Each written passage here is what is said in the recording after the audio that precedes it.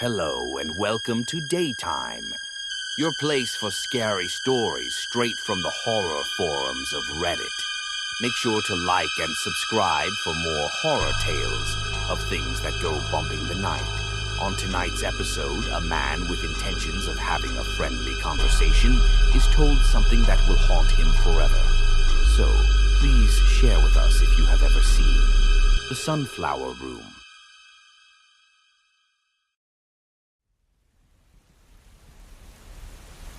In September of 2009, I was at a wine-hazed after-party at my friend Micah's place. I ended up sharing a bottle of white with a stranger. We'd been chatting all night, laughing at everything and nothing. We'd settled ourselves on a balcony with a ridiculous pile of blankets, sofa cushions, and pillows, all kinds of cozy.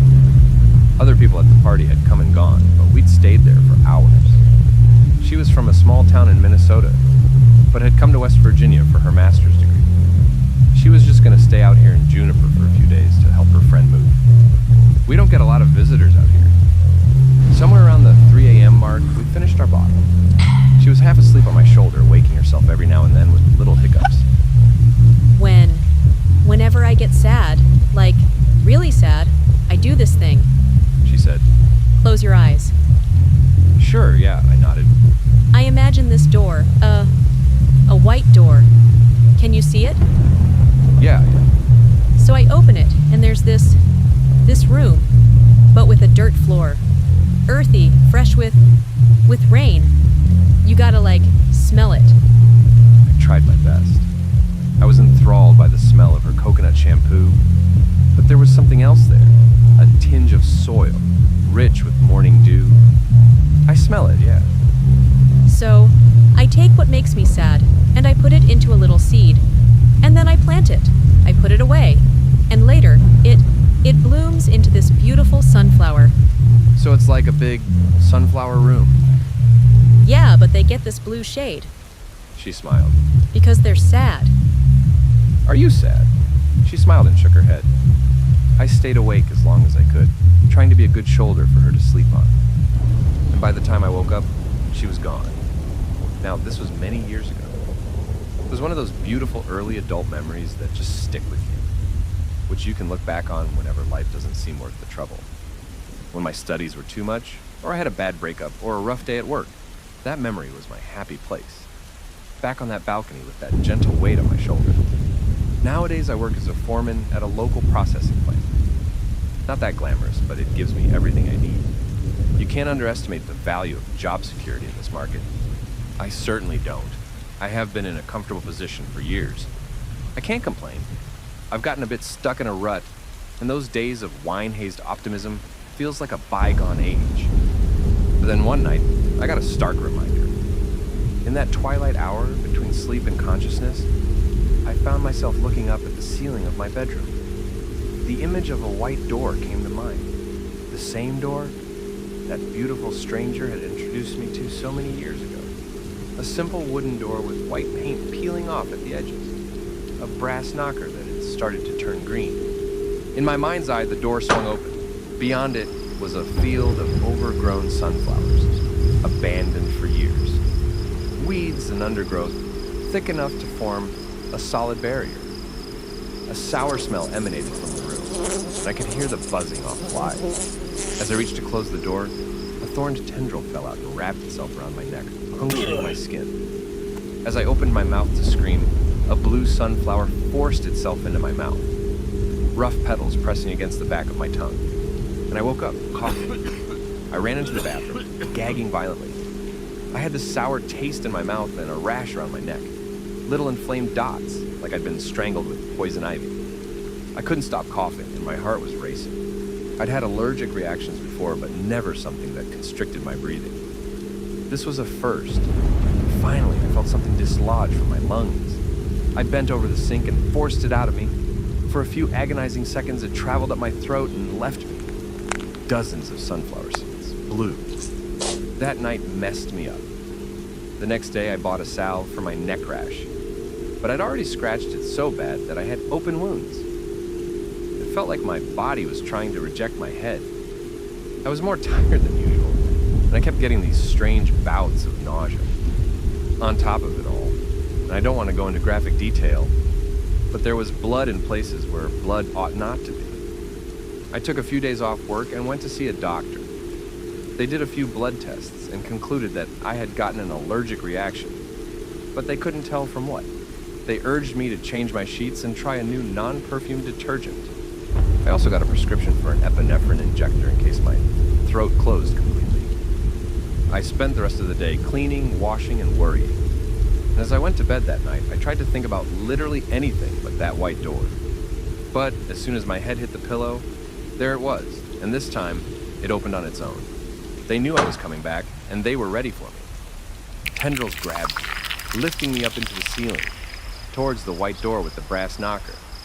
I tried to hold back, getting cuts across my arms and legs. I could feel blisters building on my skin, turning into hundreds of painful little pearls. I felt my throat closing as I peered inside. There, in the middle of the field of forgotten flowers, I saw a woman. And as she turned towards me, I knew my heart was about to stop. A twinkle from the corner of her eye and the sheen of yellowed teeth from a wide smile. Pressure building. Chest cramping.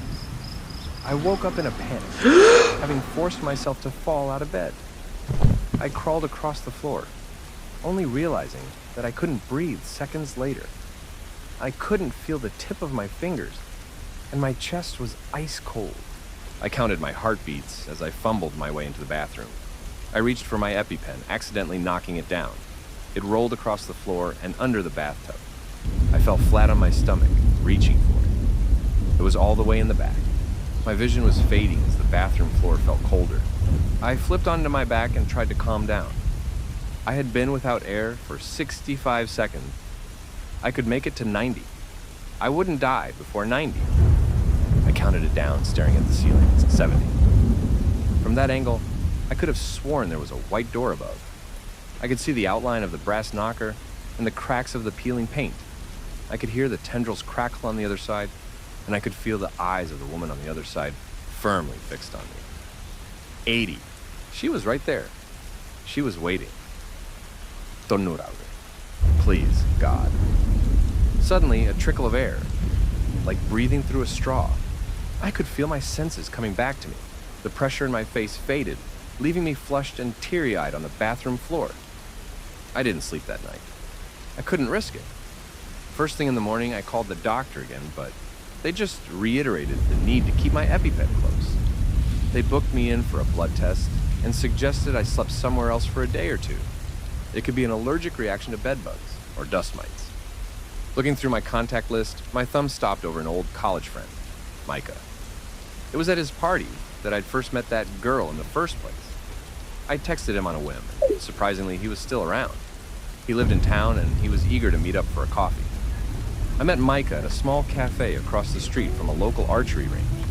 He'd gained about 80 pounds from last time I'd seen him, but his youthful spirit was as evident as ever. I held out a hand to greet him, and the guy just wrapped me up in a big hug. We got a couple of bear claws and sat down by one of the back tables. Micah was eager to catch up. He told me all about his family and showed me plenty of pictures. His daughter, who wanted to go to veterinary school, his wife, who worked at the DMV, his twin boys, who were out camping. They just love the wildlife. Chuckled. Ever heard of two 12-year-olds who are more interested in bird watching than video games? After telling him about my life and my work, I tried to slip that old after-party into the conversation. The same one we'd been to all those years ago. He knew exactly what I talked about. Man, you had it in for her. He grinned. Ain't no secret. You know what happened to her? Why, you looking to make up for lost time? Come on, man. All right. He smiled. I'll tell you what I know. Her name was Josie Fadden. She'd been the friend of a friend, and half the guys at the party had fallen madly in love with her, Micah included. She got a lot of friend requests that night. He laughed. Don't think she accepted any. You know what happened to her? Not sure. He shrugged. I think she moved to Morgantown to get her master's. She's still there. Micah leaned back and grinned as he finished his bear claw. You are making up for lost time, aren't you? To an outsider, what I did next might sound insane. But I had a few days off work, and I had to stay at a hotel either way. I figured I might as well do it in Morgantown. I drove up there over the afternoon. It was exhilarating. The only thing that could overpower my fear of the white door was the promise of seeing Josie again. It was hard to admit, but out of all the people who'd fallen in love with her that night, I had probably fallen the hardest. More than a decade later, I could smell her coconut shampoo. Still, it was hard to take my mind off my burning neck rash. Covering it with an itchy scarf didn't exactly help. I stopped at a gas station to look her up. I couldn't find her on any social media. I tried both Josie and Fadden, together and separately, but I got nothing. No relatives, no friends, nothing. For all intents and purposes, she was invisible. You don't see that often nowadays. I bought a burrito and ate it in the car. I pondered my options. You can't just walk around Morgantown and hope you bump into the right person.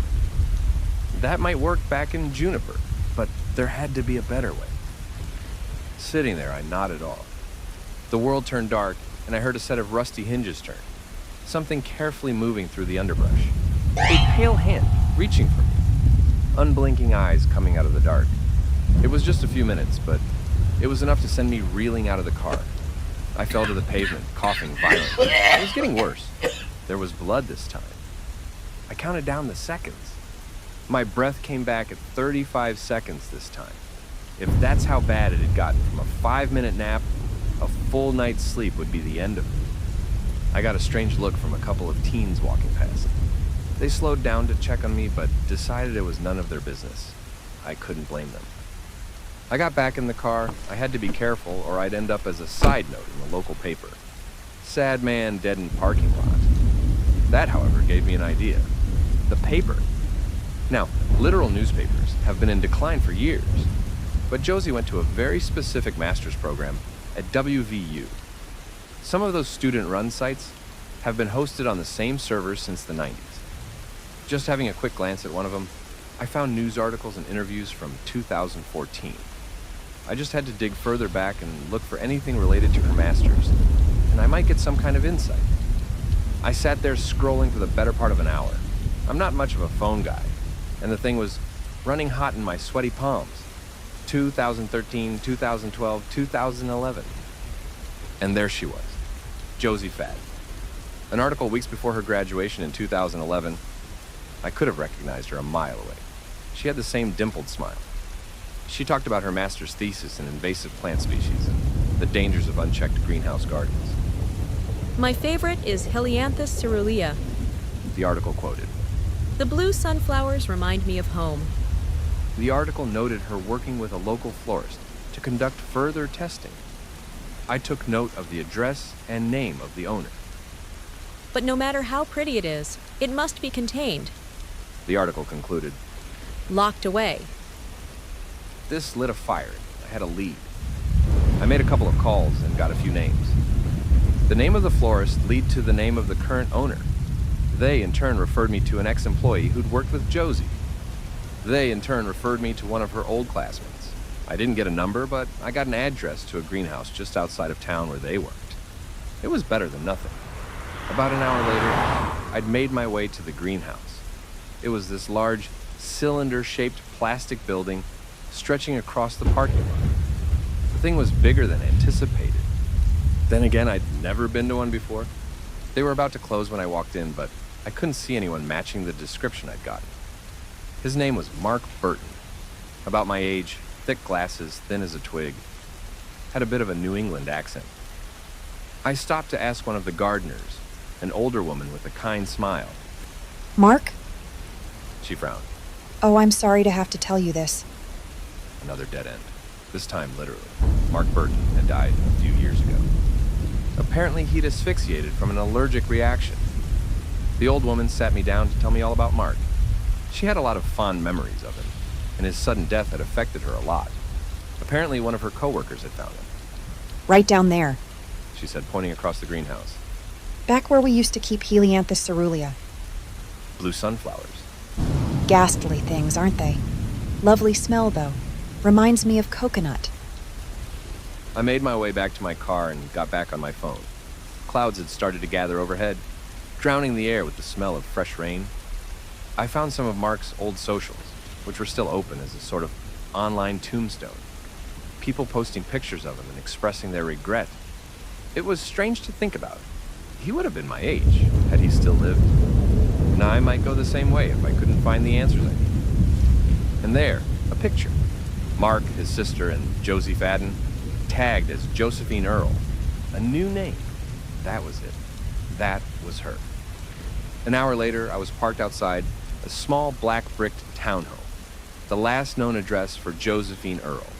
The sky had gone dark with clouds, and the first spatters of rain were tapping on the window. It was hypnotic, lulling me back to sleep, the realization of which sent a shock through me, jolting me awake. I hurried up to the front door, my pulse planting a headache into the back of my cranium. I was too tired to yawn. My hands shook as I rang the doorbell. What was I even expecting? At that point, I didn't know. It took 20 heartbeats for her shadow to move up to the door. The handle turned and light poured out. The smell of coconut. And there she was. It felt so strange seeing her again. I couldn't believe it. She was different, but it was still her. It was Josie, and in another way it wasn't. Then again, I was barely recognizable as well. Can I help you? She asked, Josie Fadden. She just looked at me. It took her a few seconds to even register the name and the implication. Finally, she shook her head. She's not here. It's you, right? She sighed and looked away. After a deep breath, she met my eyes. What do you want? It's complicated. I thought you might be able to help me. With what? The sunflower room. Josie, or Josephine, had stepped back. She unlocked the door and opened it wide. It was strange to see her like this. I'd never seen her frown. Then again, I'd only known her that one night so many years ago. Let's talk. She invited me in and offered me a cup of tea. We sat down in her living room, and she refused to look me in the eye. She was visibly nervous, shaking about as bad as I did. Do you remember me? I asked. Sorry, no. She said, shaking her head. But we must have met. Yeah, I nodded. A few years back. So I told you about the sunflower room, She sighed. the white door, and the field Where you plant your worries, and they turn blue. Those plants are native to my hometown, you know. Ever been to Tomskog, Minnesota? Never heard of it. Few have. I sipped my tea, fruity. I want to know what's happening to me. I keep thinking about that place. And it hurts you, doesn't it? I think I can see a rash there. It does. Josie finished her tea and put the cup down on the glass coffee table. So why now? I asked. Why me? It needs new plants. She shrugged. If nothing new is planted, the room sort of cannibalizes itself. Hell, it strains itself so much that some seeds make all the way over to our side. Is that why it's hurting me? Because I haven't planted anything? Probably. Then why aren't you affected? Josie got out of her chair and stretched. She turned to me with a smile, but it wasn't the smile I remembered her by. You have to plant something regularly. At first, it's things you want to get rid of. You plant your worries, your hate, your fear. But after a while, you just have to keep planting. You plant your dreams, your hopes, your loves, even your memories. You just have to keep planting, because if you don't, the room will pull you back in. And if you don't plant anything? Then, you. She shrugged. What happens to you, happens. So that's all there's to it? I have to plant things in there? You have to lose parts of yourself. She clarified. Today it is worries, tomorrow, the rest. She took the empty teacup from my hands and placed it on the coffee table. But you don't have to plant your own things. She smiled. As long as you keep planting something. I could see it now. There was a real difference to her. She had lost so much, everything down to the dimples of her smile and the music in her voice.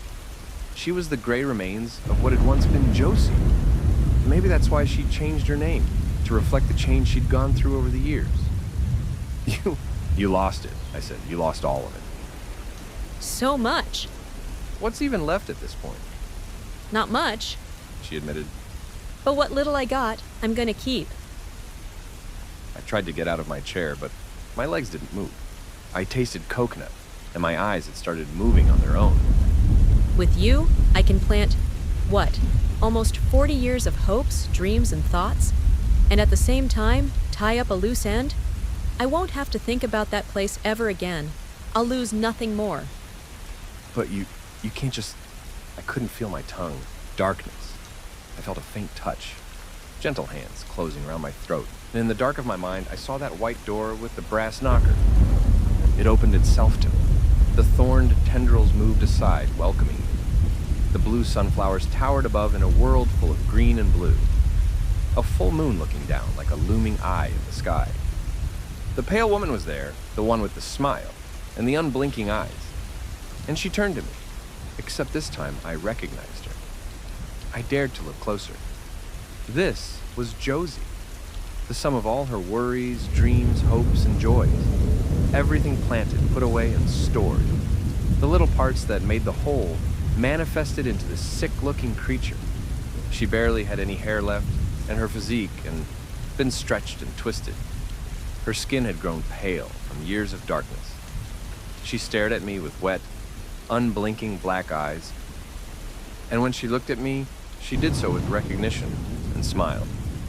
What we'd had together was there in her. Without a word, she grasped my head with her hands. I could tell she wanted to help. She knew me. She recognized me, and she was regretful. Maybe she hadn't meant for me to come here, to see this. Maybe she had just been a drunk girl sharing a secret. She leaned her head against my shoulder with a gentle purr, then looked me in the eye, and smashed my head against hers as hard as she could. I wasn't dead. This wasn't over. Back in Josephine's townhouse, she was leaning over me, choking me. Suddenly, I jerked back awake, thrusting my head forward. I hit her square on the nose, sending her reeling backwards. You? What the hell did you... She grabbed a cheese knife from an empty plate and got back up. I matched her movements to the best of my ability, but I was falling in and out of consciousness. The next moment, I was back there, looking at the dark eyes of she who'd once been the real Josie. The sunflowers were closing in. Thorns crept up my legs. Josie wasn't giving up on me, but there wasn't much she could do. Finally, she took a step back and rushed me, throwing me forward. Awake, I lunged at Josephine. She stumbled backwards, tripping on the edge of a carpet. She fell backwards, breaking her glass coffee table into 1,000 pieces, cutting herself on the pieces. This time, as I collapsed to the floor, I knew I wouldn't be coming back. And there we were, the three of us, the sunflower river, being mauled by thorns and vivid blue petals. My skin punctured, my flesh stripped, and Josie apologetically tried to comfort me. Was this it? Was this all there was to it? Just pain? Forever? No! Cried Josephine. I buried you. Josie smiled at me, and I understood. So, you don't get away, not even in death. Josie shook her head. You postpone it, and that's all you can do, whether you plant anything or not, I continued. That's it, isn't it? The thorns didn't seem to bother her. She stroked my cheek gently as Josephine was torn to shreds. You said this place used to be beautiful, I reminisced. Could it be? Josie whispered a secret in my ear as Josephine's vocal cords were stretched and snapped. Countless beings, all twisted manifestations of memories and thoughts buried, stared at me from the dark, all with unblinking eyes. And as the blue sunflowers faded from my mind's eye, and in the dark that remained, I asked a final question. Will I see you again? I woke up on Josephine's floor, coughing up sunflower seeds. A paramedic loomed over me, having driven an EpiPen into my leg. Apparently the neighbors had heard the commotion.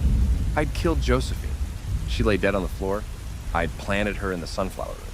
I'd postponed my death. Blood tests found that there were drugs in my system.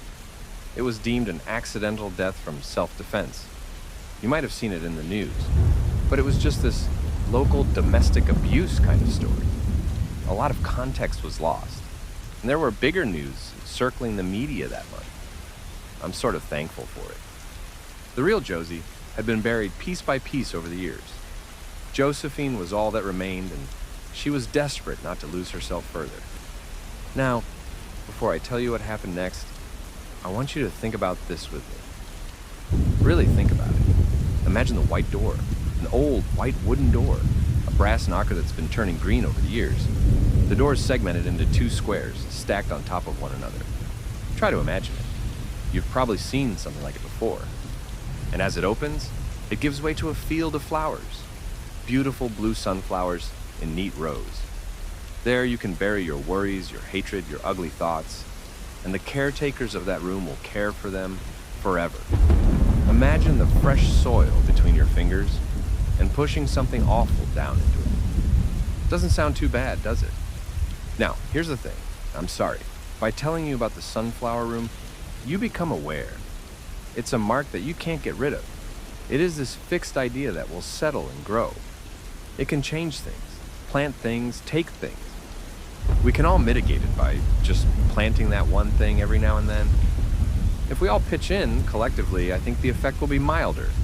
Maybe that place is something we've always had. A heaven or hell, depending on how you see it. Maybe it was there all.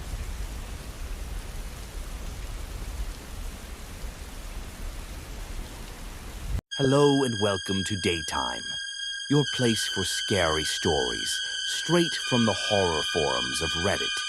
Make sure to like and subscribe for more horror tales of things that go bumping the night. On tonight's episode, a man struggling with life decides to take extreme measures for extra work.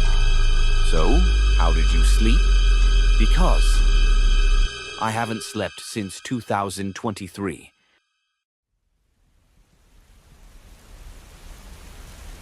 Growing up, I had two choices in life. I could follow in my father's footsteps as a farm equipment maintenance worker.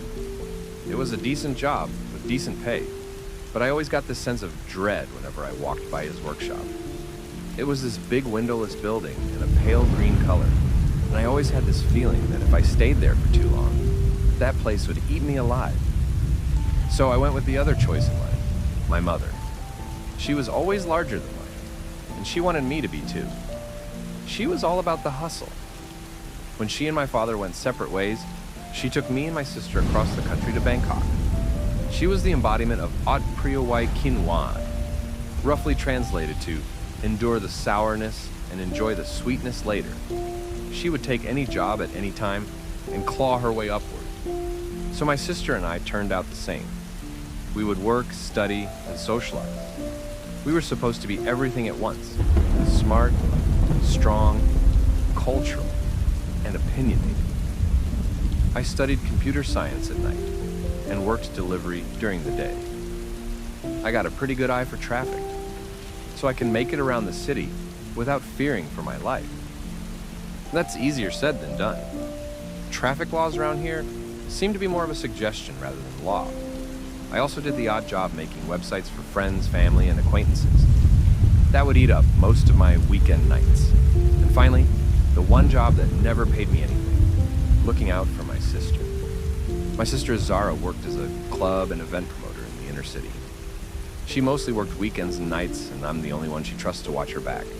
If someone bothered her, I'd be on call. If she needed a sudden ride home, I'd be on call. I'd get yelled at for being late or for not responding fast enough, or for 1,000 different reasons. It was, by far, the worst job I'd ever had. But family's family. I would be working so much that the only time my friends would see me was when I came around to pick up Isara. They started to call me Elik, or Lurk, something you say when it's time to close for the night. I was the closing time guy. When I showed up, it was time to go home. Not the most fun nickname to be stuck with in your early 20s. When my mother passed from pancreatic cancer in 2020, I just turned 21. I was put in a position where I had to support both myself and my sister economically. Sure, she pulled part of her weight too, but she was looking ahead. She wanted to work in cosmetology, especially in movies and TV shows. That would take money and time. So for a while there, I had a lot of sudden weight put on my shoulders. Studies, work, more work, and being there for Isara.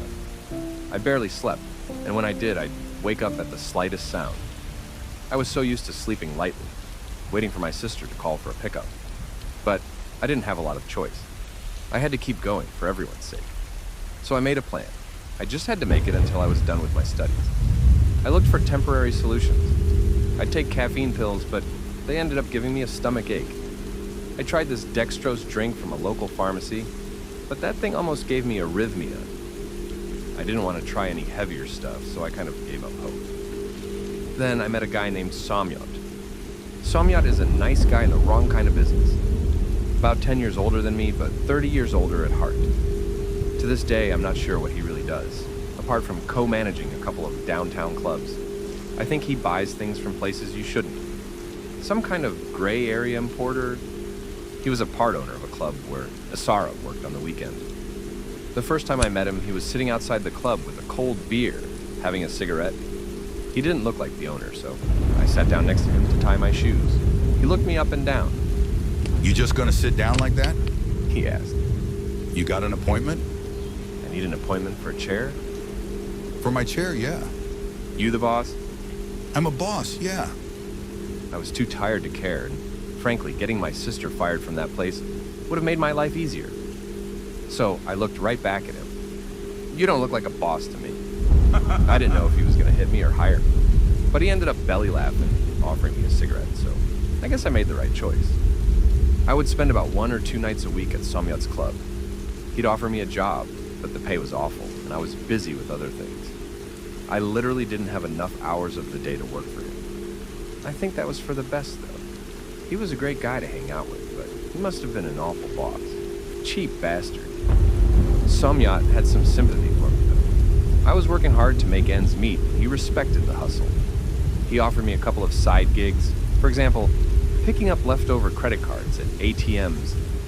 There's a kind of ATM that takes a long time for the card to come back out.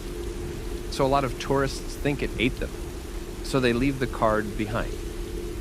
Somyot paid a little for each card I could bring him, so I would walk around and pick them up while waiting for Isara to finish work. Every little bit helps. We developed a good friendship. I would show up an hour or so before Isara needed a pickup, just to hang out with Somyot. We'd usually just talk about movies, cars, girls, whatever came to mind. I didn't have a lot of people in my life I could just talk to about nothing, and I don't think he did either. We'd usually end up having a beer and chew betel nuts. They're these nuts that you wrap in a leaf and chew. It gives you a pick-me-up that makes your mouth burn. It sums up Somyot pretty well, legal but spicy. But things took a turn when I was invited to a private party of his. See, I'd been up for 27 hours straight at that point. I'd been working on a large project for my computer science class, and I'd been trying to get a couple of extra hours in at the delivery company. That, and a client needed me to redo their homepage after it got hacked. It was a perfect storm of a lot of little things all at once, and it drove me to exhaustion. But I still got to Somyot's party. He had a nice place outside of town. He'd invited some people from the club and some business associates. He had these parties about once every 6 months or so. It was a way to show appreciation and brag on them. Still, Somyot had pulled out all the stops. He'd felt sorry for me, seeing me work so hard, and he'd brought a guy there from a research institute. They needed people for a data entry job, and he thought it'd be my kind of thing. Problem is, I was so tired I looked like I was on drugs. I didn't even understand the guy was offering me a paid position. As the party died down, Somyot took me aside and sat me down for a chat. We chewed some betel nuts, and he took off his sunglasses. The man didn't look me in the eyes a lot, so I knew something was up. I worry about you, He said. You're working too hard. I'm sorry, I said. It's not that I don't appreciate this, but I had so much to do. Then tell me. He continued. Tell me how I can help. You don't need to do anything, I said. I'm just glad to have a friend, you know? I could see the wheels turn in his head. His eyes welled up a little. He gave me a hug and took me out to the veranda overlooking the city. He patted me on the back. You deserve better. He said. I'll get you something better. The following weekend, I got a text from Somyot. He was excited to show me something. He usually had something to share, but this time seemed different. I was a bit anxious about seeing him, but it was a nice change of pace. So that Saturday, I was invited into the club. I went straight past the bouncer, through the dance floor, and into the back room. From there, I followed a corridor to a small office at the back of the building. After all I'd seen from Somyot, I expected something grander, but it was just a little office with an old laptop, a USB fan, a couple chairs, and a shitty TV in the corner. All accentuated by a couple of early 2000s posters of women in bikinis posing with cars. Somyot was smiling ear to ear and waved me over. He opened a safe under his desk and pulled out a small box of white pill bottles. They were all sealed and unmarked, except for a small blue sunflower print on the cap. He sat me down and took a bottle out of his pocket to show me. This is gonna help. He said, Trust me. "I don't do drugs, boss." I know you don't. This isn't that. He showed me his phone and a conversation he'd had with the guy from the party, the one from the research institute. Apparently, he'd managed to get his hands on a couple of cases of an off-market stimulant. I tried it myself, he said. Going on 2 weeks now. It's a little miracle. What does it do? What's the catch? No need to sleep anymore. He smiled. 1 pill, you're good for at least 18 hours. No way. You might need another hour or two to recover when you finally go to bed.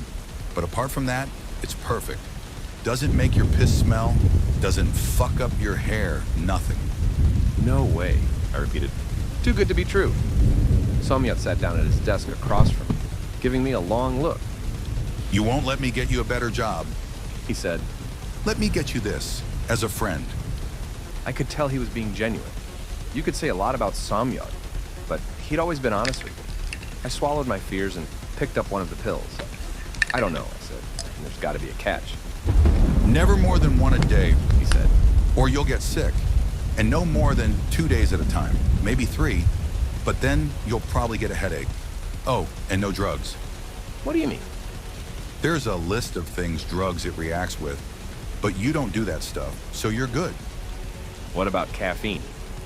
As long as you don't pour stuff like, Somyat picked up a small piece of paper and looked it over, reading from a list.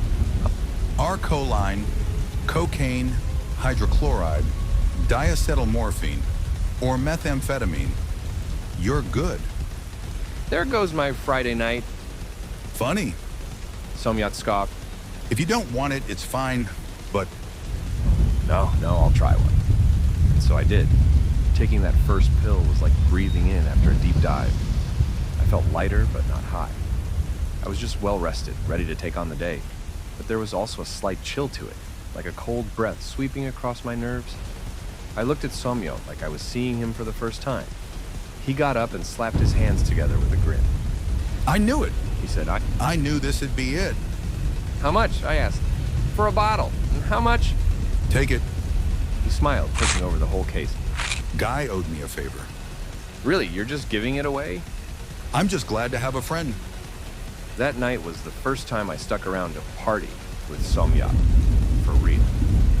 The man was a force of nature. He downed shots like they were water.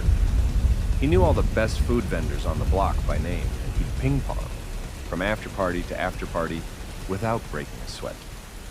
I was just along for the ride.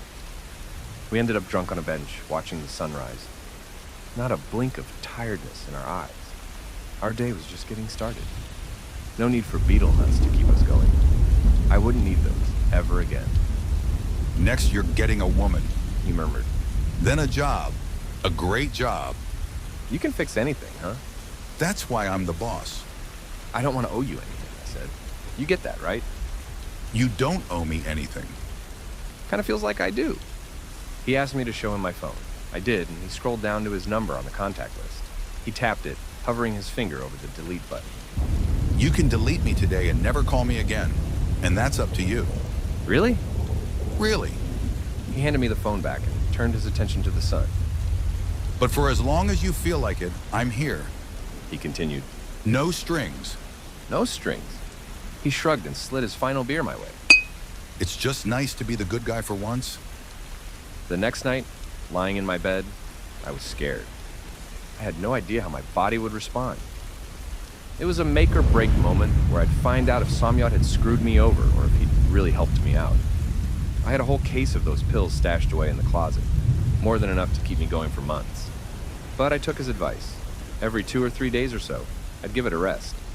So when I went to sleep that night, I didn't know what to expect. I had strange dreams. I dreamt I woke up in this barren world with a dead tree towering in the distance. There were no stars in the sky. It was desolate but peaceful in a way. And I dreamt that there was someone there in the dark, someone looking for me. But I woke up long before they found me. I was a bit worked up, but it was just a dream. Those fleeting images rolled out of my mind faster than it took for me to make breakfast. From that moment on, I decided to give these things a go. I would rest every 3 days or so, but until then I was constantly on the go. I could work as many hours as I wanted. I could be up all night, finishing projects left and right. I never missed a call from Zara. I could keep up with demands, and I could do it comfortable, without side effects. Sure, whenever I crashed, I'd dream about that place again. The dead tree, reaching for the moon, the desolate ruins, and somewhere, out in the eternal night, something was looking for me. But it never had the time to find me. I'd always wake up long before it did. It was comfortable, efficient, and I could do it all. I had time to work a little with Samyad. Not anything big, just odd jobs here and there. He was fair, but didn't pay much. But then again, I was making more money than I knew how to spend. I got a second chance at an interview with Samyad's guy at the Research Institute, and that time around, I nailed it. It was just a low-level data entry job, but I could do it remotely, and it paid almost twice as much as my delivery job. I had to brush up on my English, but that wasn't a big deal. Izara and I had to learn it early on in our lives. My mother made sure of it. Izara had saved up enough money for her cosmetology classes, so I got some more time to focus on other things. I invested some time in a startup app with some guys from my classes, and we made some solid progress. Overall, things looked pretty good. Weeks turned to months, and months eventually turned to an entire year. I still had plenty of pills left, and I got into a healthy routine. I slept better, I ate better, and I had so much more time on my hands. It got to the point where I couldn't imagine going back to life without those pills. Still, I couldn't help but wonder what that place in between, the wakeful world and my dreams was. That place in the starless night, with the dead tree in the distance. Who were the dark shapes, roaming the fields of black sand, and who was out there, looking at me? I wouldn't think about it too much. I chalked it up as a weird side effect, but not much else. It didn't affect my everyday life, so why should I care? Fast forward to 2023. I was co-owner of a small company, no more data entry. We had an office and 5 employees. My nickname still stuck around, but it was more or less sarcastic. I was no longer the guy who showed up at the end of it all. I was the first in line. I would plan my come-downs in a way that people never noticed. I had this reputation of working around the clock, and people just couldn't figure it out.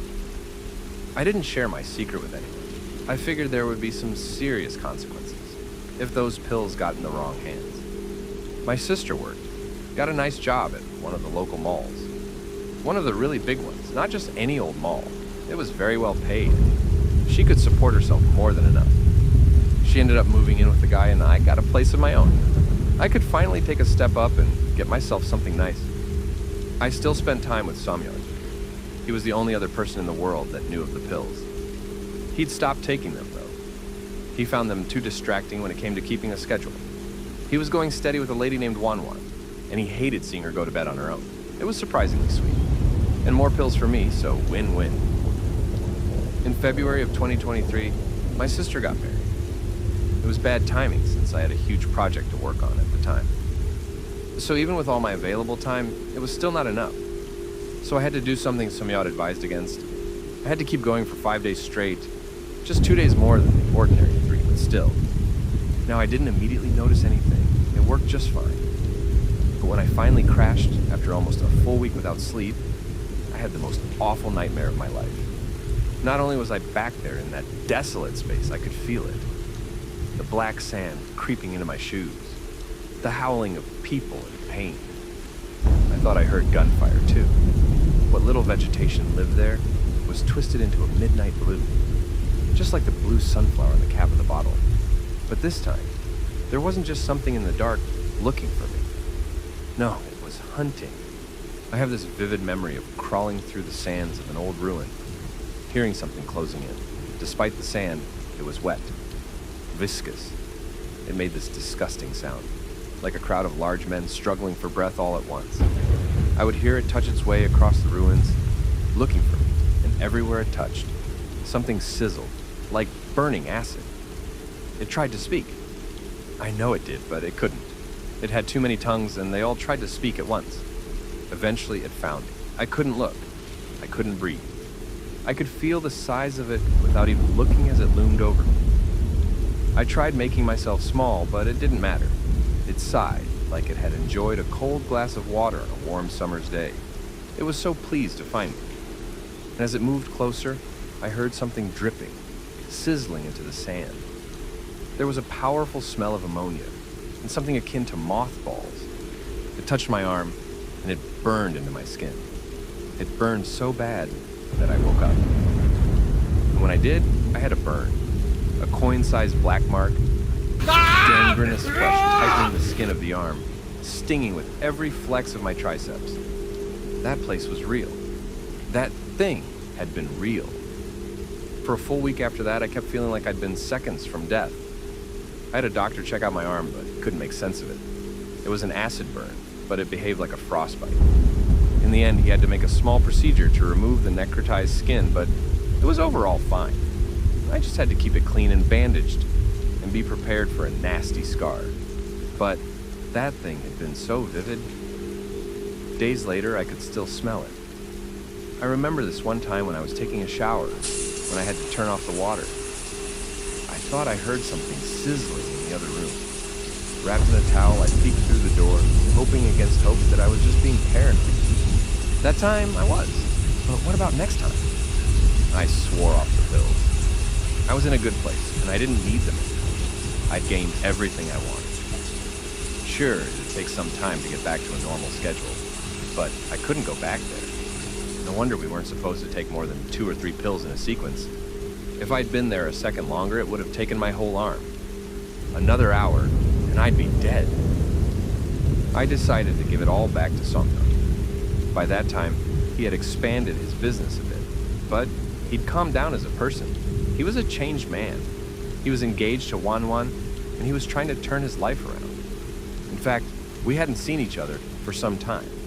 He was a bit surprised when I called about meeting him in his office. I met Somyo in his downtown office late one Friday night. It was a strange feeling.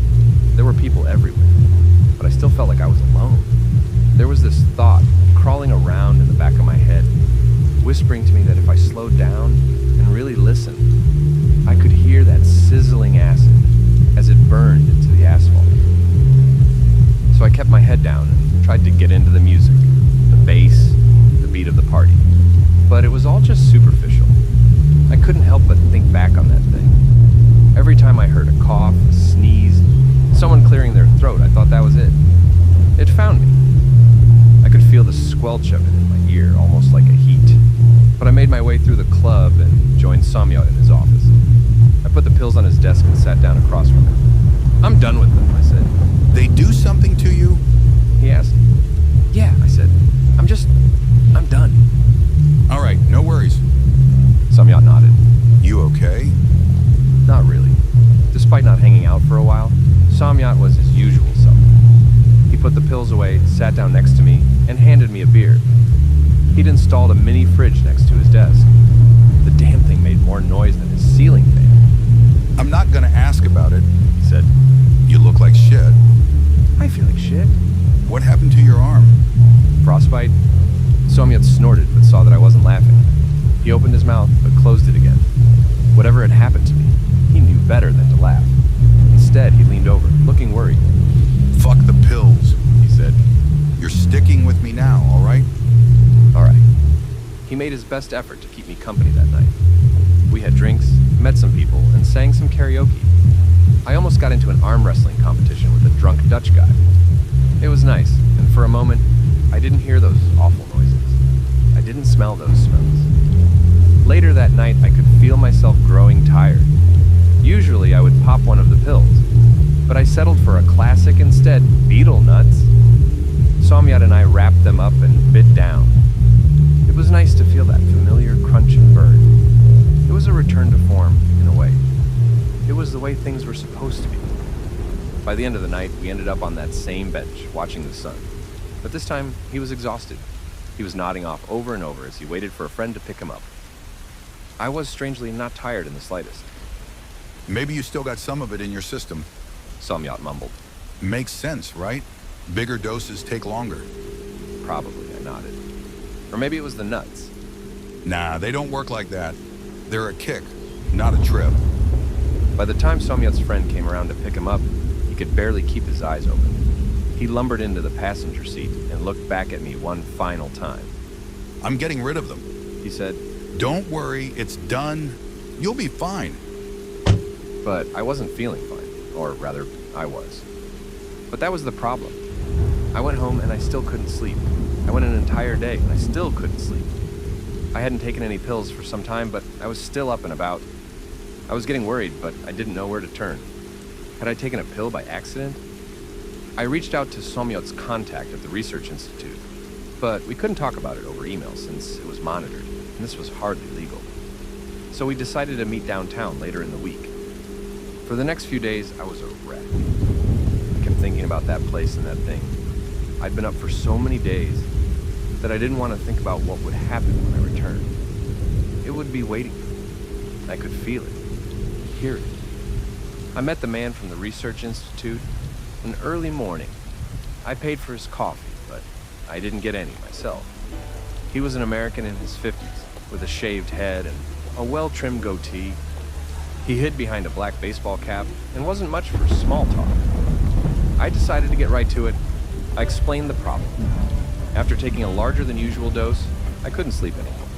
He didn't look that surprised. That only happens when you take stimulants.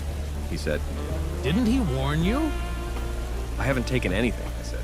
I don't do drugs. You sure? He asked, Nothing? does alcohol count? I asked. Betel nuts? Caffeine? What? No, that...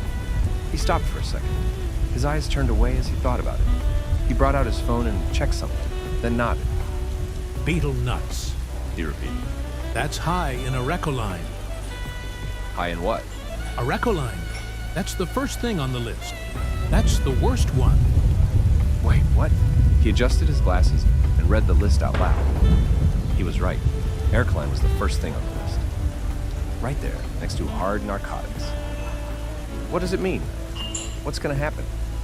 He leaned back in his chair, sipped his coffee, and adjusted his glasses. We made this in our lab back in Vietnam. When the lab got shut down, it was scheduled to be burned, but we never got around to it. So you make drugs? Is that it? It's not a drug. He explained. It isolates a particular chemical element.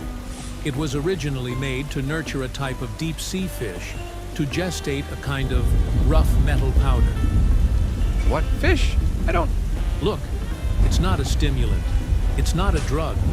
It puts a part of you in another place. And while it's there, your body becomes disconnected from a few of your basic needs. In most cases, sleep. So what does it mean? What's going to happen to me? He leaned forward, looking over the edge of his silver-rimmed glasses. Arecoline amplifies the effect by a magnitude of about 100. It's one of the reasons they had to shut down the development. At that magnitude, there's no telling what's going to happen. Wait, 100? So I'm going to... You're going to be awake for maybe a year, maybe 4. And then something I can't even imagine is going to happen to you. There was nothing else to say. He had no advice to give. There were no solutions. The damage was done. I almost burst into tears right then and there. My hands were shaking. I would be awake for years, and then something he couldn't even imagine. If the effect of 2 pills too many caught me a burn on the arm, what the hell was going to happen after 100? 200? The bandage itched, and I could hear the sizzling from a nearby kitchen. But it wasn't from the kitchen. It was that thing, and it was waiting for me. It was just a matter of time. I tried everything, but there was nothing to be done. There was nothing wrong with me on paper. I was healthier than ever, in fact. The lab in Vietnam that the man spoke of had been shut down, and all traces of it was dismantled. I had a vague lead to an investor in the U.S., but it didn't lead me anywhere. I had to sell my share of the company. It stung, but the payout was more than generous. It would keep me afloat for a couple of months, maybe a year, while I tried to work something out. But it was a desperate search for nothing. Even the man from the Research Institute would drop off the grid. And when strange men in suits started asking my friends and family about me, I knew I'd taken a step too far. This was in February 2023. Every day from that point forward has been a nightmare. In May that same year, I lost the need to eat. It's like my body entered a kind of metastasis. I could sit in a room for days on end, staring at a wall, and nothing would change. I would feel nothing. I would experience nothing. And I wouldn't care. And with no food, I'd need no bathroom breaks. Sometime in July, I lost the need to breathe. I would forget to do it for days on end, and my lungs would deflate to the point where it hurt to use them. After a couple of weeks, I couldn't talk without bleeding anymore. In late October that year, I stopped blinking. I would forget to do it for long periods of time, and dust would settle in my eyes. It didn't hurt, but it was uncomfortable to wash them, so I just ended up keeping them closed. Something happened to my skin. I think it stopped needing sunlight. Over a couple of days, I grew so pale, you could almost see through me. My fingernails would fall off. Without using my mouth and jaw, my teeth fell out of my skull. I barely noticed.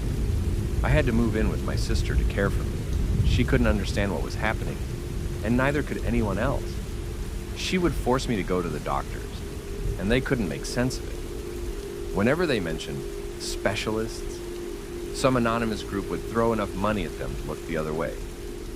But all of that was just cake topping. It was all just physical things.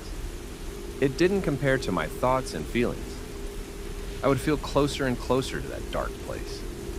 That space beyond where that thing waited for me. It hungered for me. All the needs and wants I'd lost, it had gained. It was hungry, tired, sunburned, and in constant pain. And it wanted to give it all back to me, to consume me with it. If I just listened hard enough, I could hear it panting, like an eager dog waiting for master to put food in his bowl, ready to tear into me unashamed. Sometimes I forget what world I'm in. I'll get up and wander around, feeling the walls, imagining them as crumbling ruins. My sister once caught me wandering into the street. If my lungs had worked, she would have heard me begging that thing to leave me. Instead, I got hit by a car, and I didn't feel a thing. Laying crumbled into a pile by the side of the road, the things people say feel like a distant dream.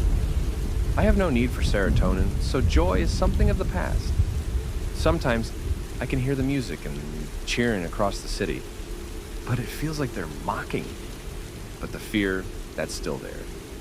It may be the only emotion that remains. Now it's 2025. I think I attended Samyat's wedding, but I can't know for sure. I think I was there. I didn't see or hear. I can't feel anything when I move my arms anymore. There was a nice smell. I think he offered me some cake. I tried to smile at him, but I don't know if I did it.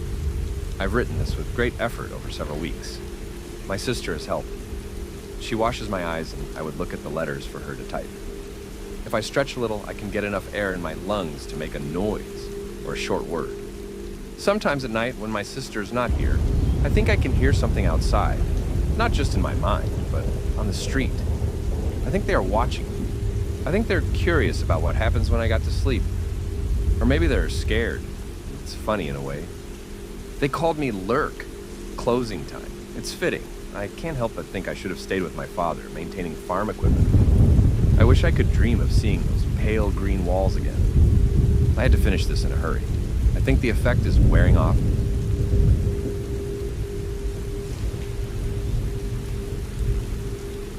Hello and welcome to Daytime, your place for scary stories straight from the horror forums of Reddit. Make sure to like and subscribe for more horror tales of things that go bumping the night. On tonight's episode, a woman struggling with being different is terrorized by someone leaving items at her apartment's door. So, did you order something? Because if not, why do I see? The many bags outside my door. I've always had a bit of a victim complex. I grew up in a small town, and I was pretty much the only kid in class who didn't have any siblings. I always felt outnumbered, and I didn't have many friends to share my thoughts with. I spent most days in my room, reading, or locked in a bathroom stall. In my teenage years, not much changed. I tried to express myself. I went through a goth phase, a witch phase, a hippie phase, and finally settled on a mishmash of all three. Even though I've grown less colorful over the years, I still pride myself on my aesthetic. It made me quite a few enemies, though. They say kids can be cruel, but some adults are just big kids. But even though I've looked different over the years, I've still had that feeling of being different, of being a target, outnumbered and misunderstood. I got the bruises to show for it. Well, I had. I went to college, moved out of state, met a guy, got left by said guy, and here I am, a decade later. Not much to say. Still have a tattoo of a pink pentagram on my wrist, though, even though it just looks transparent nowadays. But it's there. I'm still here. Still me. And I still have that uneasy feeling of being a target. Like I'm next in line for something awful. My life came to a halt when I witnessed a car crash. I was waiting for the light to turn green when a truck plowed into the side of a car just across the road. It was so violent. You can't understand the force behind that kind of collision until you witness it firsthand. Steel bending like sheets of paper. It really underlines how fragile we are. Thinking back on it still makes me feel like nothing but a bag of blood, ready to burst at the slightest touch. My first reaction was to get out of there. I didn't want to be in the way when the ambulance came, and there was already people running up to help. I admit, I felt like a coward. But there was just something strange about the whole thing. They pulled someone out of the car, rather violently, and I could hear screams. I just left. My anxiety got the better of me. But I wonder if I could have done something more. Something meaningful. I don't think so, but still.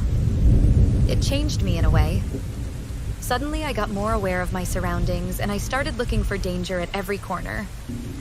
Instead of crossing a road, I'd just stand there, lost in my own thoughts. I'd start noticing strangers, and I started meeting the eyes of anyone looking in my direction. I got confrontational, and honestly, really hard to spend time with. I was back to my teenage self, outnumbered and expecting trouble. A few days after the accident, as I was coming home from a late shift, I noticed a paper bag outside my door. I share an entrance with another apartment, so I figured she'd ordered something home. I didn't think that much about it, so I just went inside. Still, as I closed my front door, I got the sense that there was something eerie about that bag. It looked a bit frumpy. I had trouble sleeping that night. It felt like every time I was about to nod off, I could imagine someone knocking on my door. I could feel a presence, and it was standing right there, just outside my door. I knew it was there, even if it wasn't. Maybe it followed me home. Of course, it was nonsense. But that didn't slow my racing pulse, and I was still twisting and turning in a pool of my own sweat. The next morning, as I was leaving for work, I ran into my neighbor. The bag was still there, waiting outside our shared front door. She was my age, but looked 10 years younger. We shared a good morning and an awkward glance at the bag. Yours? She asked. No, I thought... No. She shook her head. So? We sighed in unison. She picked up the bag and peeked inside as a puff of tiny flies exploded. The bag hit the ground like a ripe watermelon. I picked it up and hurried over to the trash bin, waving the flies away. There was something red and black inside, mostly flies. Great. She sighed. Just great. Fantastic. You okay? Yeah, just keep an eye open. I don't want to see more bags. Yeah, same. It pushed my paranoia to another level. I had this uneasy feeling all day at work, like something was coming for me. I didn't answer any calls, and I barely spoke at the weekly meeting. I imagined people were looking at me funny, like there was something wrong with me. They didn't, but it felt like they did. My boss came in to talk to me in private just to check what was up. Honestly, I couldn't explain myself. We just agreed I should take a few days off. I had some sick days saved up. I got home early that afternoon, only to find another bag outside my door. I tensed up and looked around. Not a soul on the street. The bag was closed. My neighbor wasn't home yet, so I stepped up and poked it open. No flies this time. It must have been placed recently. Again, there was something dark and red. It smelled foul, and it stuck to the sides of the bag. I thought I could see pieces of bone. With the tip of my fingers, I lifted it. The bag was so soaked that the bottom of it collapsed, spilling a red mess all over the porch. It looked like some sort of meat. Tendons sticking out randomly, hacked to pieces. Muscle, sinew, a bit of bone. There was no way to tell what it had been, but I could tell that it wasn't made for eating. It was just a hot mess. It took me 20 minutes to clean it up. I was on my hands and knees, scrubbing until I was sore. I brought out every chemical I had and a bunch of trash bags. I couldn't help the feeling that I was doing something wrong, like I was cleaning up a crime scene. Maybe I was. That night I couldn't sleep. I stayed up sitting by the window, listening. I even went to the bathroom with the door open so I could hear if someone was messing with the front door. I couldn't relax, shower, or eat. My mind kept taking me back to that accident and how I watched it grow smaller in the rearview mirror. And sitting there, alone in my apartment, I couldn't help but feel that I was one rearview mirror away from seeing something I didn't want to see. I considered that this bag might have been meant for my neighbor, but all in all, it didn't seem plausible. I had always been the victim. Why would this be any different? I must have fallen asleep somewhere around 5 a.m. I woke up around noon, leaning against the wall, holding a kitchen knife. My back was stiffer than the floor I'd been sitting on, and it took my eyes a full minute to adjust to the light peeking through the blinds. I had held the knife so tight it left ridges in the palm of my hand and my fingers ached. I had a few days off work, and I decided I'd use them. The next time they came to leave a bag by the door, I'd catch them. That was unless... An awful thought made my stomach churn. I put my hand on the front door. It felt like I'd squashed a spider and was about to check if it was dead. That moment of hesitation and knowing you're about to see something twisted. It filled me, made my hands feel weak. I barely even thought about holding the kitchen knife. It became a part of me. And there it was again. A bigger bag this time, and soaked all the way through with red. It smelled awful, like it hadn't been cleaned properly. It was fresh, raw, and steaming. Wherever it came from, it had died recently.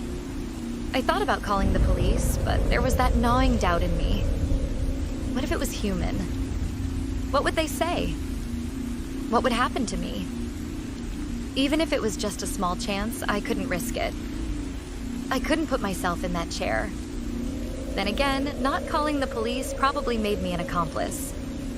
But then again, my neighbor didn't call them either. But she wasn't the victim. These were the thoughts that rushed through my head. I didn't even notice I was hyperventilating. I grabbed a shovel and picked the bag up. I didn't even look inside. I knew it was bad. As I opened the trash bin, I stopped for a second. It might just have been my panicking lizard mind, but there was this strange feeling coming down my arm. There was a second pulse, moving from the bag through the shovel. I could feel it in my hands. There was still something living in that bag. I couldn't see it, but I knew it was there. I wasn't proud of what happened next. I threw the bag to the ground, smashing it repeatedly with my shovel. I hit it over and over, splitting it with the sharp side and clubbing it with the flat side. It took me a full 20 seconds to realize my neighbor, who'd called in sick, was standing in her doorway watching me. I'd just destroyed her lunch. A burger, some fries, chili mayo dressing. There was no blood, no pulse, nothing awful. The only red was ketchup. What the hell was wrong with me? There was an uncomfortable conversation, and I paid for her lunch. When I came back to my apartment and locked the door, I just broke into pieces. I cried, face down on the couch. I felt like the world was getting to me, and I couldn't help but feel like I was losing it. I crawled under a blanket. I could feel something outside my door, something watching me through the windows. They were already inside, and they were waiting to attack. Everywhere, nowhere, waiting. My stomach churned, and I couldn't do anything but cry myself into a painful sleep. I stayed on the couch, falling in and out of sleep over the next few hours. I don't even remember putting on the TV for company. I kept having stressful dreams in that twilight land of half asleep and half panicking. But somewhere around 8 p.m., a cold wind woke me up. My front door was open. Of course I'd closed it. I'd locked it. I always did. But what if I didn't? Was I getting worked up over nothing? Maybe? I just stood there frozen for a few seconds, trying to process what I was seeing. The door was open. For real. There was a cold wind sweeping through the apartment. I closed and locked the door a few times just to feel the sensation in my hands. It was real. Once the cold wind died down, I felt something. A strange, familiar smell. Warm. I checked the bathroom. Spotless. Kitchen? Nothing. Finally, I stepped into my bedroom. I put my finger on the light switch. It was sticky. I hesitated. The room felt warm. One breath at a time. That's all I had to do, take one breath at a time. And yet, I couldn't. Do you like it? It was just a whisper in the wind. I felt a creeping warmth behind me. Something large, heaving. Excited body hairs brushing against the back of my head. Do you like my gift? It was so careful, so bright. Like the voice of a wind chime, every consonant sending splinters of ice up my spine. My body shifted, and it took my entire strength of will not to dash towards the nearest window. My feet were sticky, and something warm seeped into my socks. Bless me. It had a dry mouth. I could hear it wet its lips. It was so close and so still. I nodded. Yes, I whispered back. In the blink of an eye, it was gone. It was as if a wall behind me had suddenly disappeared. It disoriented me, and out of instinct, I turned on the lights. I only caught a glimpse of it as it closed the front door. A pale, clawed hand, yellow eyes, a smile. The light coming from my bedroom was red. I held my breath as I turned around, and whatever little air I had saved up turned into screams and sobs. I could go into detail about the remains of 6 people scattered around my bedroom. I could go into detail about the police report and the weeks of investigations that turned my apartment into a crime scene. But I won't. These weren't victims of violent crimes. They were corpses taken from the local morgue. Some fresher than others. The organs recovered from the bags I'd thrown away were identified as human of unknown origin and deer stomach. On paper, the motive is unclear. There are no suspects. And there are already rumors that I'm in some kind of satanic cult. I have a pink pentagram on the wrist, after all, and the pink has long since faded. I don't know much about my secret admirer. I don't know why they tried to gain my favor. But I have this gnawing feeling that this explains something about me. Maybe there's a reason why I feel like I'm in the crosshairs. In the mornings, my neck feels light, as if I've dreamt about carrying a burden on my head. At times, I no longer feel like a victim. Instead, I have this sensation that all those eyes in the dark are looking up to me, that they're waiting for me to speak, that I'm one stray wish away from literally tearing the community apart. It scares me how quickly I'm getting used to the idea. Hello and welcome to Daytime, your place for scary stories, straight from the horror forums of Reddit. Make sure to like and subscribe for more horror tales of things that go bumping the night. On tonight's episode, a woman moving into a new place gets more than she bargained for, when her reality becomes surreal. So I don't know how I found it, because it came from my wallpaper.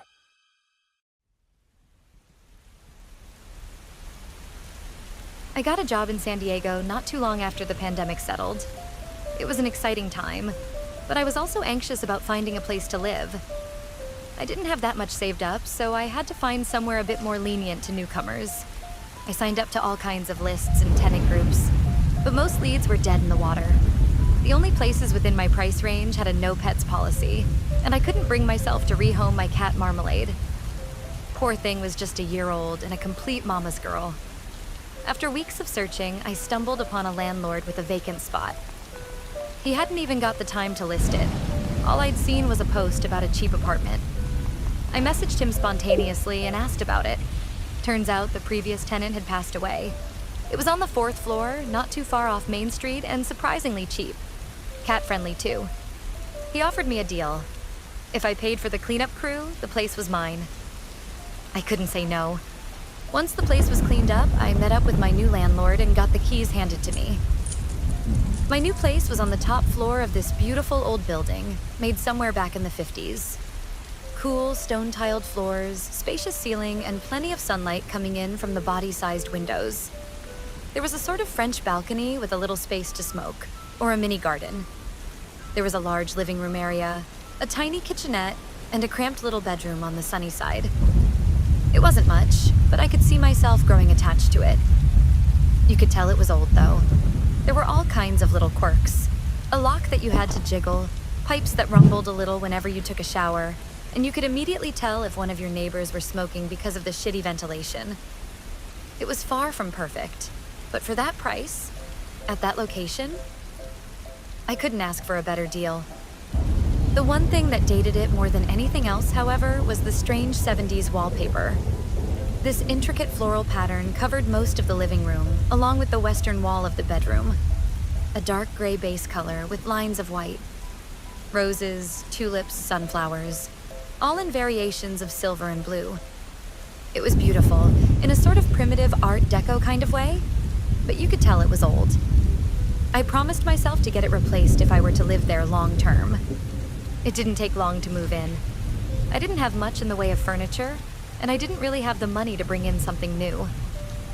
I figured I'd settle for what little I had for the time being, instead focusing on getting used to my new job. I was working as a full-time consultant for a telecom company, mostly focusing on process management and evaluation. Might not sound that interesting, but you get a lot of wiggle room to really switch things up for the better. Post-pandemic, we were on a routine of a single weekly meeting, and the rest could and would be done from our home office. It felt kind of dumb to force people to come in once a week just because, but if I wanted the job, that was the deal. Marmalade got settled in that place long before I did. She found a sunny spot next to one of the big windows. I set up a cozy basket for her to snuggle into. I, on the other hand, was having trouble sleeping those first few nights. I lay awake at night, staring at the ceiling. I'd lose myself in that view. Sort of like when you're looking down into dark waters. You can't really see where it ends. It is just this perpetual nothing. And you can imagine it continuing forever. That first week went by in a flash. I had my first meeting and got my first assignment. Process assessment at one of the branch offices in Pittsburgh. Long distance, with an in-person evaluation at the end of a 2-month cycle. Nothing I couldn't handle, but said office had a sort of reputation for being unmanageable. It was the kind of assignment you throw at someone to see if they got the chops for it long term. That first day was mostly meet and greets, with a tiny afterwork at one of the chic downtown bars. It was mostly an excuse to crack a few cold ones on a Monday. My new colleagues were a few decibels louder than I was used to, so I ended up sitting mostly in the background, learning to appreciate a small labeled dark pumpkin ale. The next day, I was in full work mode. I set up my laptop with a view of my awful wallpaper to make it look a bit more office-like. Marmalade wasn't moving from her new favorite spot by the window, so there were no fluffy tails in the way of my webcam.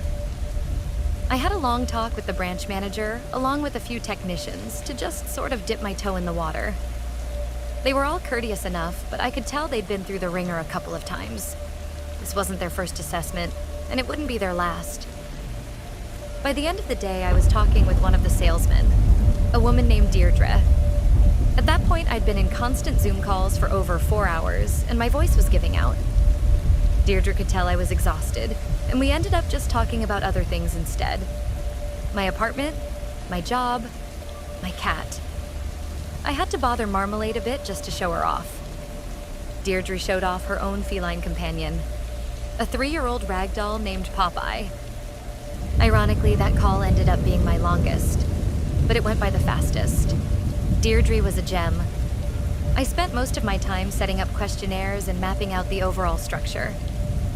I was in daily calls, bouncing emails all the way down the supply chain, trying to get a clear picture of the main issues. It was the same old story that I'd heard 100 times before. Management blaming the salesman blaming the warehouse, and the warehouse blaming the technicians. There were little hitches all the way down the road, ranging from dated inventory systems to useless red tape. After the first few days, I started getting into a routine. Ping-ponging between meetings and Excel spreadsheets, Marmalade and I made that apartment into a proper home. Chinese takeout boxes started lining the kitchenette, and I had a few extra talks with Deirdre just to pass the slow hours. I started getting used to that place, even the awful wallpaper. I stopped hearing the rumbling pipes after a while, and the cigarette smoke from the neighbors slowly blended into the background smells. I stopped waking from cars passing on the streets below, and my first paycheck went into making the living room look like something that could actually be lived in. I remember one night when I was working overtime. I got a late email about submitting a progress report, so I had to stay up making a presentation. I found myself by the opinion that this was looking more and more like a management issue. Who the hell sends that kind of email at 4:50 p.m. on a Thursday, expecting it to be done before lunch the next day? Unbelievable. I was done by about 10 p.m. when I shambled away from my laptop. I picked up a can of cat food for Marmalade and walked over to her favorite window. Only she wasn't there. Her bed was still there, but Marmalade had moved to another window. Still sleeping soundly, but she'd found a new favorite spot. It felt strange in a way, like the entire apartment had shifted a little. Looking up at the wallpaper, I could have sworn the patterns had moved. It looked identical, just a bit off. I could have sworn it was different, despite looking exactly same. It was a strange feeling. Everything felt familiar, but that one little twist made it feel like a new room. I was starting to doubt myself. When looking at Marmalade out of her basket, however, it was clear that something was different, in some way. The next few days, I started to notice this shift in new ways. The walls would look different at night. Where at one point I'd see a sunflower, I'd see a rose the next day. Then again, I wasn't ever really sure, and I chalked it up to me just not paying attention. Marmalade would move from spot to spot, never really sure what her favorite ever was. One night she couldn't settle in at all, instead moving from one window to the next, meowing at me anxiously. That night, as I lay awake, I had my eyes firmly fixed on the wall. I could imagine the patterns moving on their own, the many flowers gently swaying to an invisible wind. It was just that kind of unreal, surrealist thought you catch just before you fall asleep. But in that moment, I could have sworn it was real. Living, even. As I closed my eyes, I imagined the dark gray background color to be as deep as an ocean. A darkness stretching into a distant nothing. The next day, as I was making my morning coffee, I noticed something peculiar. I stepped on a dry blue petal. I couldn't explain where it came from. I had no flowers in my apartment, and the ventilation was so shit that it could barely rotate air. Flower petals were out of the question. Marmalade played with it for a while, and I convinced myself that it was just something I dragged in. Still, it reminded me of a flower petal from the blue roses on the wallpaper. It made me anxious, but I couldn't figure out why. What was I even worried about? I couldn't let that thought go for the rest of the day. That I was missing something obvious, or maybe that there really was something to my strange paranoia. So at the end of the day, when I talked to Deirdre, I brought it up. I explained that there was just something inherently creepy about living there, like an uncomfortable thought tickling your neck when you're not looking.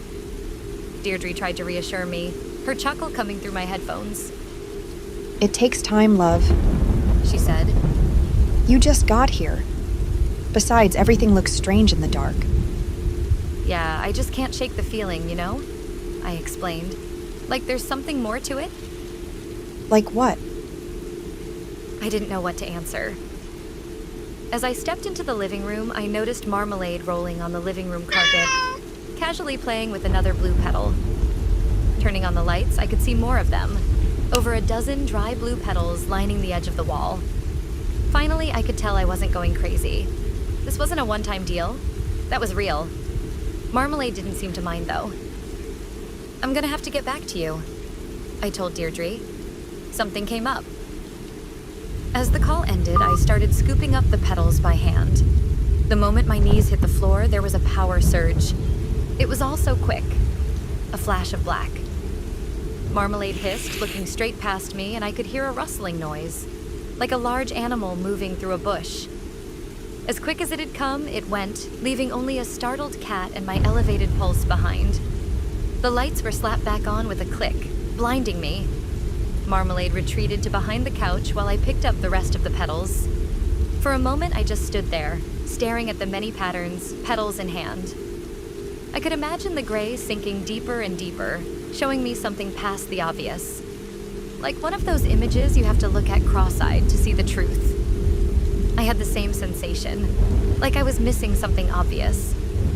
I could imagine hearing things deep in an imagined forest. I could hear branches snapping. I could imagine the blue flowers swaying in the wind. And somewhere in all that depthless dark, something roamed. Something looking for an exit. At some point, I snapped to attention. There was a loud electronic noise. An alarm. It was already morning.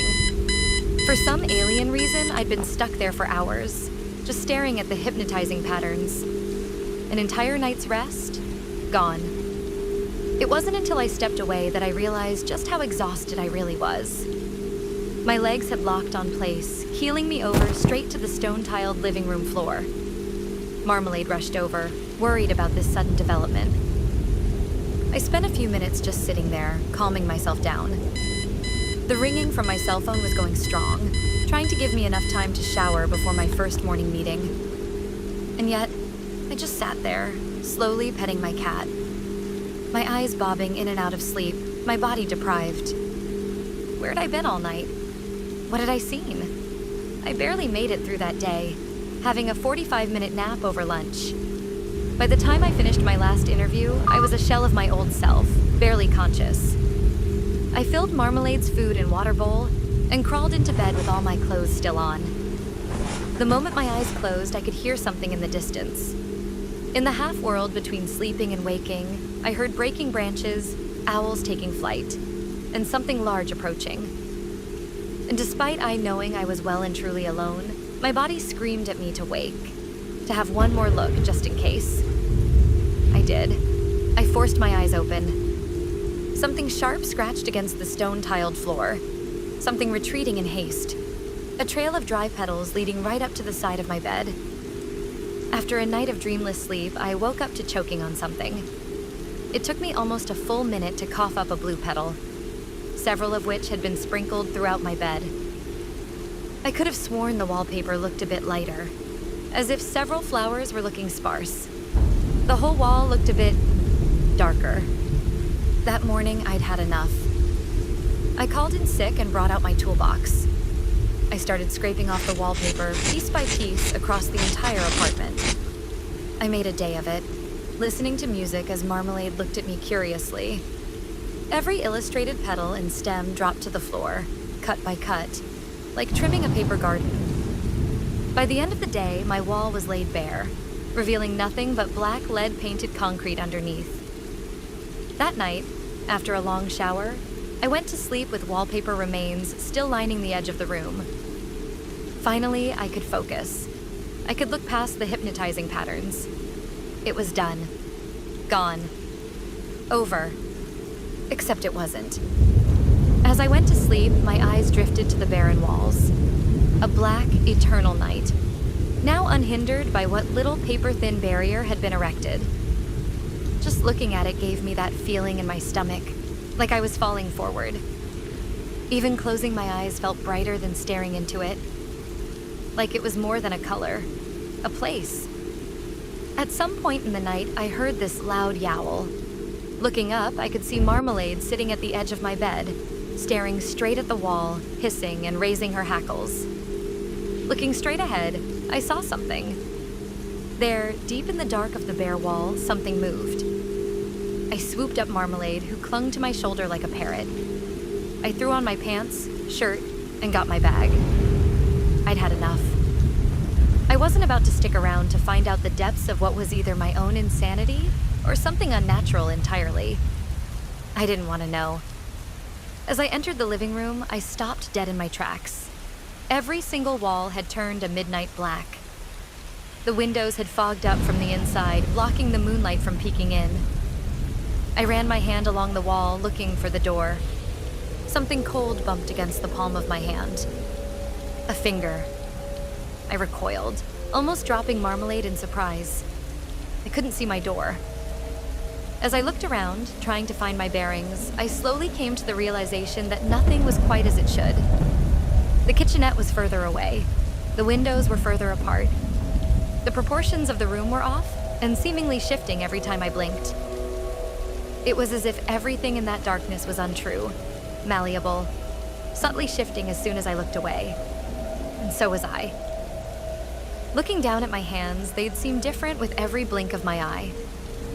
They could be older, younger, scarred, masculine. It was impossible to tell. It was just diffuse enough for an anxious mind to fill in the blanks, but it felt like more than that. It wasn't just a fear of the dark. It was the dark changing me. Finally, I fumbled my way to the front door and pulled it open. And there was nothing. Just a solid black nothing. The apartment was getting darker. Even the windows were turning black. The kitchen sink was running, pushing forth dark, nondescript globs, all of which had this peculiar chemical smell. Ammonia? Marmalade was freaking out. She clung to me, digging her claws into my shirt, hissing at something in the dark. Whenever I turned around, the room would look different, swallowed further and further by the night. I could see vague silhouettes, hands reaching forward. Some small, some impossibly large. I could imagine creatures the size of skyscrapers towering forward. Impish little beasts nipping at my heels. I curled into a ball on the floor, clutching Marmalade close to my chest. Together we stared down anything and everything creeping closer. But I was losing. My light was dying. It was all going dark. Then I felt a rumble. I'd forgotten my phone was still in my pants. Bringing it out, I had a new message from Deirdre. The little screen lighting up a little bubble around me. I wasn't even on the floor anymore. I was sitting on a pile of dry grass and blue petals, and I could see the edge of a dead field stretching out around me in all directions. A wind cut through me like cold glass. And there really were things moving out there.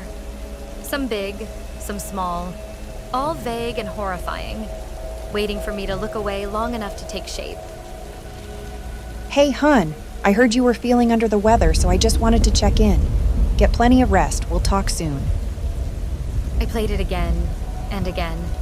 I filled my head with her voice and my eyes with what little light the phone struggled to provide. I could feel Marmalade's pulse beating against my neck. Something would brush against me. A light kick against my foot. Footsteps rushing past. I saw nothing, but they were there. Hidden in the dark. We'll talk soon. Deirdre's message repeated for the 10th time. We'll talk soon. We'll talk soon. I don't know how long I sat there, just waiting for the dark to pass. But nothing came of it. The battery was dying. As it reached the final few percentages of power, there was little left for me to do. The light was shrinking. I couldn't hear Deirdre's message anymore. Marmalade was yowling like crazy, hissing and striking at something unseen. As the screen died, I felt the chill of the world descend on me. In the silence, and I could feel something approaching. Something careful and calculated. I couldn't see if, but I could feel it. Smiling at me. Leering. Eager. I was panicking. My skin felt like ice, and I couldn't feel my fingers. I held Marmalade close to me, and in a last-ditch effort, I flung my phone into the dark. Glass shattered. I'd thrown it through the window next to the little French balcony. A beam of morning light broke through. I turned around to an empty apartment. The layout exactly as I'd remembered it. The kitchenette still running. Torn down wallpaper lining the edges of the room. Marmalade's favorite bed still by the window, and the many Chinese takeout boxes still left unattended. Just as it should be. Except every inch of the room was covered in dry, blue flower petals. Needless to say, I didn't stick around for long. I moved out to the branch office where Deirdre worked and ended up staying there. We're still best of friends to this day. I haven't been able to talk to a lot of people about what happened that night. I get the sense that whatever lived in that dark space was just waiting for someone to tear down that barrier. That hedge of flowers and patterns. Something waiting to pull me into a dark place. Never to return. Poor Marmalade hasn't been the same ever since. Her fur has turned a matted orange, and she's a lot clingier than before. She's okay, though. She's a happy cat. But it'd be a lie to say she hasn't changed. The same can be said about me. It isn't a single obvious thing, but I feel like there are things about me that aren't that same. My eyes look darker, my fingers longer, my teeth sharper and whiter. Just enough for me to notice and remember. In my new place, I sleep with the lights on. I try not to look too closely at the wallpaper.